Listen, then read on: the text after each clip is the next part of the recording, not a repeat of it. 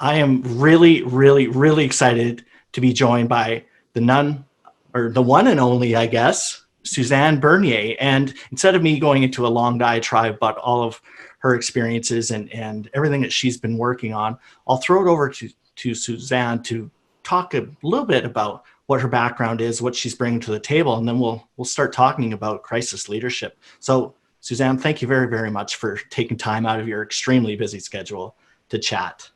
Thanks very much for having me, Daryl. And I'm very happy to be able to share some of my experiences with those who this might be able to help. This conversation might be able to help them as they lead their organizations through this or whatever crisis it may be in the future. I've been in emergency management now for over 23 years and started off actually as the spokesperson for our Emergency Management Ontario, which was called Emergency Measures Ontario back in the day.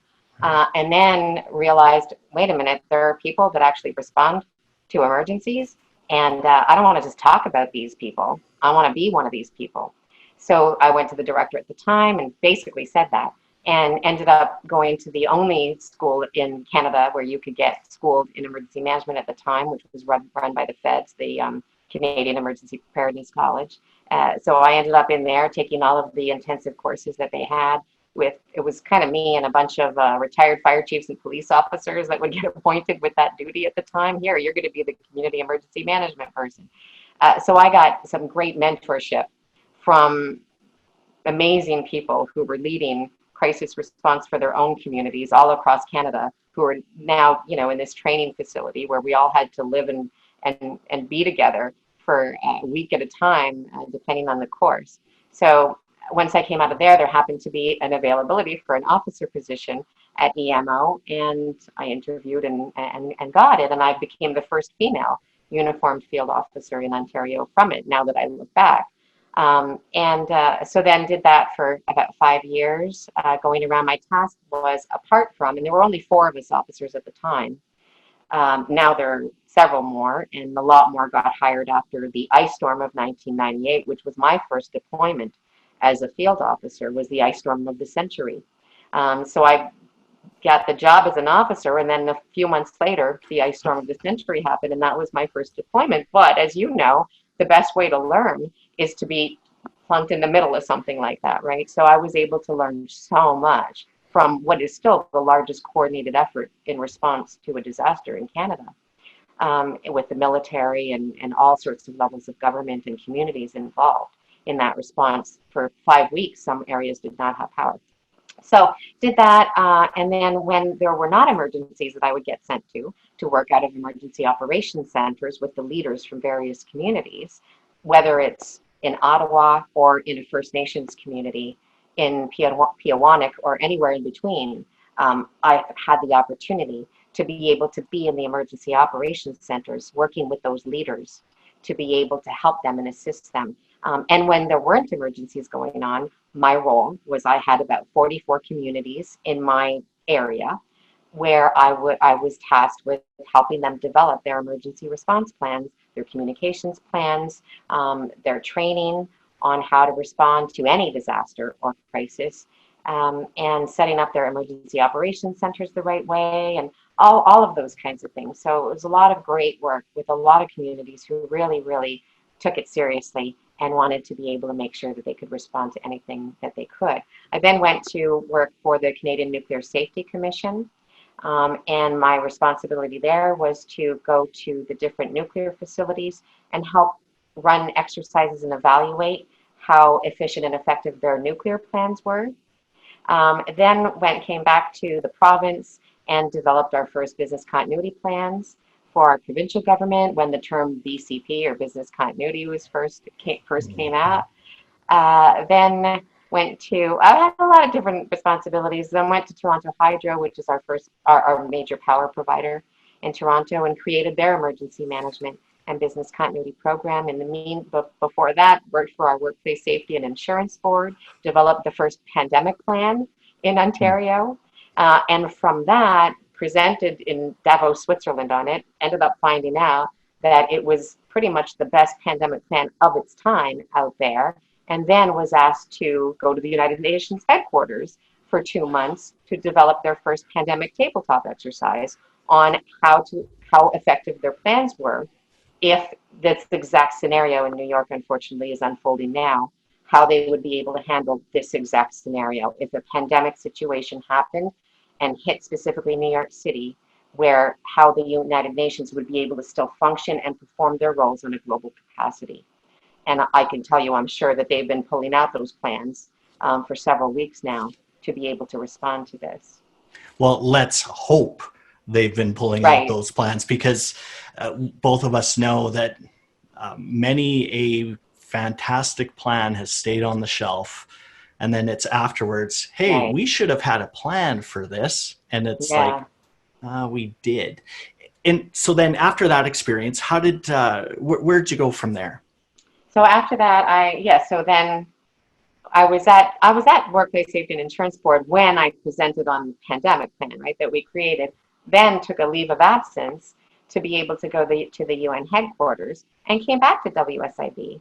And then I was asked by Toronto Hydro to then head up their emergency management and business continuity program. And then that was my last real job, I guess, because in the meantime, as I was doing all of this work, I was also volunteering. That's how I chose to spend my time and my resources was to be able to go to New Orleans and help volunteer after Katrina several times on a regular basis, as well as being able to go to New York after Hurricane Sandy. And that allowed me to get a lot better perspective on what's happening on the ground in these disasters that I normally would not have the chance to be deployed to as an emergency management officer or, the head of Toronto Hydro. I wouldn't be tasked with going to those areas. So I wanted to be able to get a really good insight. And the best way you can get an insight is to be able to be right there on the ground when it's happening. And if it takes you being volunteering to do that, well, then that's what I was able to do. Then, so I'd be going back and forth, and while I was with Toronto Hydro as well. And then I realized about 2.5 years in to that role that I really needed to focus on what I had seen behind the scenes in New Orleans specifically about the heroic stories and how the empowering positive side of disasters and how ordinary people step up. And now more than ever, we need that public-private partnerships concept even more so. And so I wanted to promote that, and I wanted to write a book. And so I resigned from my full-time job because I had this passion and commitment that I wanted to get positive messaging out to people, and I wanted to share what really goes on behind the scenes and everybody coming together to be able to get people through a disaster. And so I did that. I wrote a book, spent a couple of years kind of looking for these everyday heroes from these major disasters that everybody would have heard about from 9/11 onwards, and then released that. It was just really a passion project for me, and I wanted to be able to get these stories out. If it could inspire one person to know how you could step up potentially, and you don't need a badge to be a hero, basically was the bottom line and the message, even though all of our badge wearers and our first responders and our healthcare professionals, of course, are heroes. But there's a way that all of us can potentially offer our heroic talents during an emergency. So that's kind of what I focused on in the book. And then it kind of became pretty popular in our industry, which I wasn't even really thinking about that. And I got to speak at the White House in 2016 because of it, where somebody from FEMA happened to be in the audience when I was talking about disaster heroes. And then FEMA had a big award ceremony in recognition of people and communities who were doing proactive things to be able to help in innovative ways before disasters hit. And so they have a ceremony every year. And then in 2016, they asked if I would be the keynote speaker. And then I gave out copies of my book to all of the award winners, who were amazing people from all over America. And since then, it's been a ride ever since. And yeah, so I've been consulting. I've been speaking a lot at different conferences around the world based on my experiences with so many different types of industries and disasters. And so there's so much to unpack, and unfortunately, we don't have enough time in the day because, very much like you, I followed a similar path where I was volunteering in search and rescue, and this is now over 30 years for me. And I left my full-time corporate job in 2006 to make a difference, and all those other things. And people typically ask me, or they often ask me, they ask me two questions: "What's the worst thing you've ever seen?" And of course, I'm not going to go into the graphic detail of those types of things. But then they ask, like, Daryl, why do you do it? You see the worst, you see all the death and the destruction, and you're surrounded by it. But I choose to see them as amazing, amazing opportunities for people to come together. Yeah. And unless you are on the front lines, you don't see that. And I have this inherent belief that humans are good. We are good people. We are hardwired to help. And one of the challenges, I think, with this particular event, as we record it, it's COVID, and I think this will be indicative of the future. Social media is really good at focusing on the negative. The handful, just like with Katrina and any of these other disasters, everyone always focuses on looting. Looting is Right. happening all over, and it's almost like, oh my gosh, I can't even step out of the emergency operations center. It sounds like I'm going to get mugged. But that is, as you know, statistically, a very small percentage of what Right. goes on relative to how about the millions of people that are, in this case, self-isolating. They're being responsible. Yeah. They're dropping off food to their parents on the doorstep like they're supposed to, all those things. And so every time I deploy, much like you, I actually feel really good. And I Yeah. leave just thinking people are good. And And Daryl, so, that's I agree completely with your statement, and so much so that that really was why I was inspired to write the book in the first place, was because I had been hearing in the media reports, and I used to be a media person. I used to be a journalist before I got into emergency management. That's a whole other story. But when I was seeing the coverage on television of the looting and all of these horrific stories of what was happening supposedly on the ground in New Orleans, and then when I would get there and I saw all of the incredible things that were happening behind the scenes of everything from everyday people who already lost their homes themselves to other community members to, famous people from around the world who were all coming together to help rebuild. And you weren't seeing the coverage on that. And I thought, okay, well, that's why I have to write this book, because if the media aren't going to focus on the positive and all of the goodness that comes together that most of the time, fortunately, the general public don't see, but people need to be aware of not just the negative portrayal, but be aware of all of the goodness and all of the heroes that are around us every time there's an emergency, like you said. and it's an important point, and then we'll dive into a few other more specific topics. But it's also important to recognize, you alluded to it, where you don't need a badge, you don't need a title, you don't need to be branded the leader or to do something. Do the right thing. Yeah. And if it feels good, if it feels right, do it. Make it happen, and don't expect somebody else to tell you that you need to, because as human beings, we know what's right, we know what's wrong. And in Yeah. this case, we need to act on it because the society constructs that we typically have may not be in place. So it requires us to take personal responsibility. And, would I love the government to be taking care of my mom and dad, and my mom's got dementia? Would I love that? Of course I would.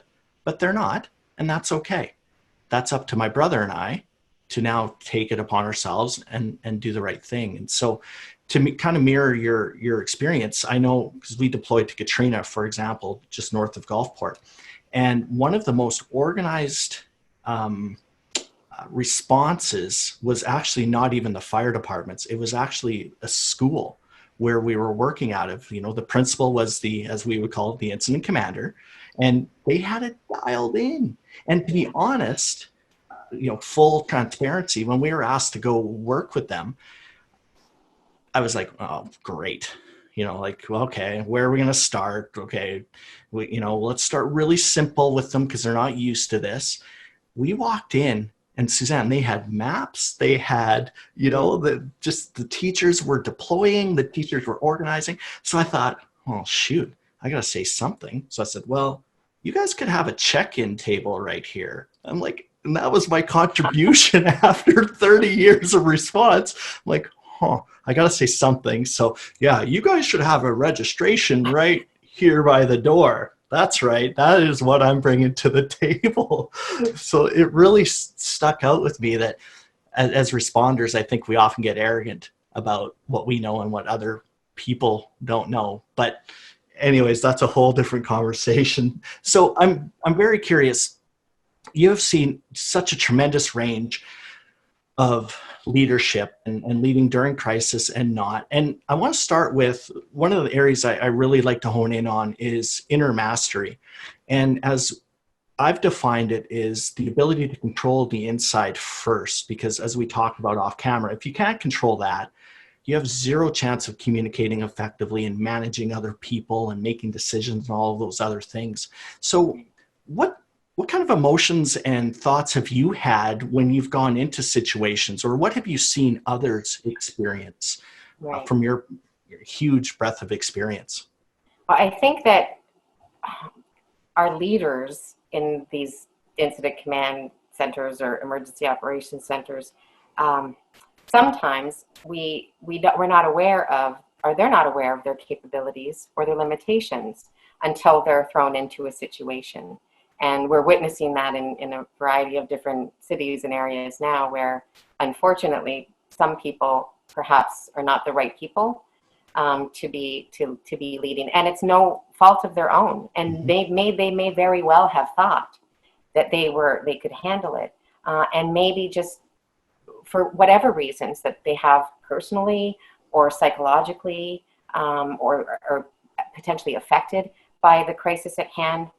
Sometimes we have to be aware of perhaps they're not the right people to be leading at the time, depending. And we have to be okay with it if we're the leader that is facing that and admit it. And it doesn't mean that we're not an effective leader at the best of times, but perhaps not for the given situation that you're in. And I've seen that happen several times before, where you might have people who don't play nice, and I'm sure you've seen that a lot, right? Where that's the most important thing in any type of leadership situation during a crisis is the ability to be able to play as a team member as opposed to just thinking of yourself as the commander and the leader. And I think that term right there is kind of, it's a bad term where somebody might think, okay, I'm the commander, so you listen to me. Whereas really what you're supposed to be is a collaborator and a team member of everybody who has to come together.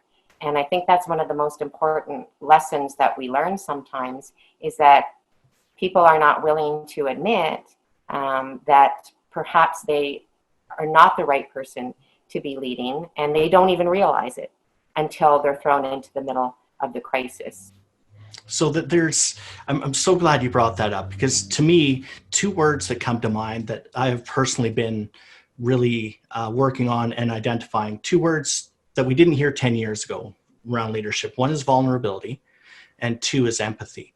And to your point, 10 years ago, Suzanne, you come to me, and to be honest and full transparency, you're not even from this world, and you're female, and so there was no even recognition of any other expertise or any other emotional intelligence required around leadership. And that was the model that I was brought up in, and you absolutely the same way. And I think, to your point, fortunately, we've seen the need to flip this around, and the leader is here and the team is here. And so can you talk about what empathy means to you, or how a leader could demonstrate empathy? Because during crisis in particular, empathy, I think, should be a superpower, and it's really difficult for people to reach. So in your experience, what does empathy look like to you from a crisis leadership perspective? That's a great question. Empathy to me is, first of all, being able to show honesty and openness, being open and honest and not afraid to show your vulnerabilities, as you were saying, because we are all, at the bottom line is, whether you're the president or you're a homeless person or whatever level you are, we are all just humans. We are all people. We all have feelings and reactions. And yes, it's important as a leader, as you're guiding people through a crisis or an event, it's important to have that stable appearance and be calm and be able to deliver a message. But you also need to be human and be able to be communicating to people as if they're your friend.